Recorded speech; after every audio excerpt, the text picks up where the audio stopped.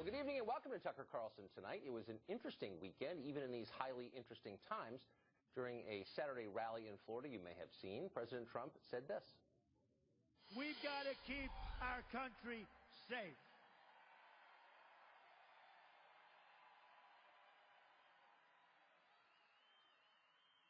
You look at what's happening in Germany. You look at what's happening last night in Sweden. Sweden. Who would believe this? Sweden. They took in large numbers. They're having problems like they never thought possible. You look at what's happening in Brussels. You look at what's happening all over the world. Take a look at Nice. Take a look at Paris. Well, some said they were confused by this. Among those was the Prime Minister of Sweden, who said this. I was, like many others, I believe, surprised by the comments made about Sweden this weekend. So yes, we have opportunities, we have challenges, we're working with them every day, but I think also we must all take responsibility for using facts correctly and for verifying any information that we spread. Well, how confused were people really? We may never know. It turns out, though, the president was referring to a segment on this show. Last week, we showed you an interview with documentary filmmaker Ami Horowitz, who visited Sweden to study its immigration experience. Some police there told him this. Watch. Do you see the violence really spreading across Sweden into the cities? At least 1 or 2 times a week. And let's say 5 years ago, how often would you say it was? 3 times a year. Really? The increase in this kind of crime is exponential. I think we caught off guard. We didn't expect it to be so much increase. Do you think there's a deliberate attempt to cover up these type of crimes? Rather than that they don't want to seem racist. Well, the 2 cops in that video later denied meaning what they seemed to mean in that video. One of them called Ami Horowitz a madman. Mr. Horowitz joins us tonight. Ami, thanks for coming on. So there were a number of pieces today calling into question the credibility of that documentary, clips of which, as we said, we showed on Friday. But let's start with the allegations of those 2 policemen.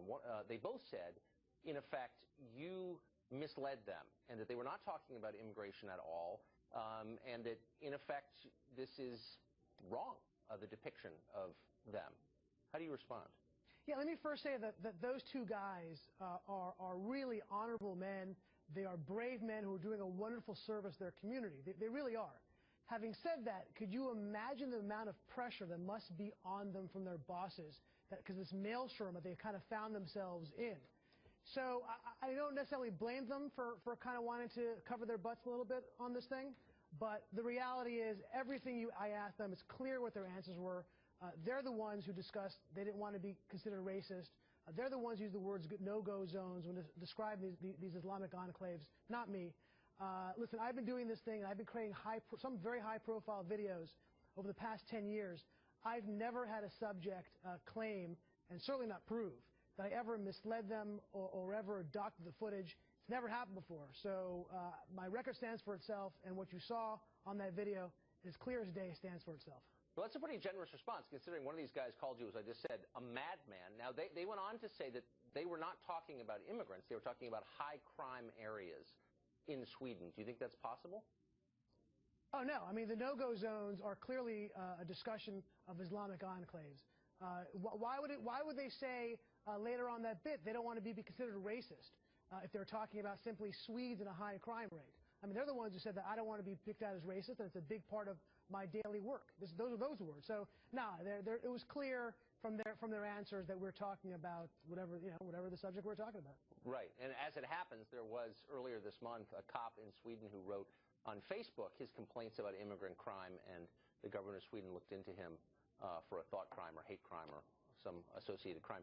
But there were a number of other pieces today that called into question your crime stats, and they basically all echoed the same point, which is there is no crime wave in Sweden, they claimed, and certainly no wave of immigrant rapes, something that you've talked about and a lot of people have talked about online. How do you respond to that? So I'm glad you asked that. So I've read, obviously, a lot of the same stuff, and I wanted to, belts and suspenders. I went through these stats Before the video, while I was editing the video, I went through them all over again. So BRA, B-R-A, which is the keeper of all statistics, of crime statistics in Sweden, I went through them specifically. So to give you some exact numbers. So between 2012 and 2016, the murder rate is up almost 70%. This is Swedes' statistics.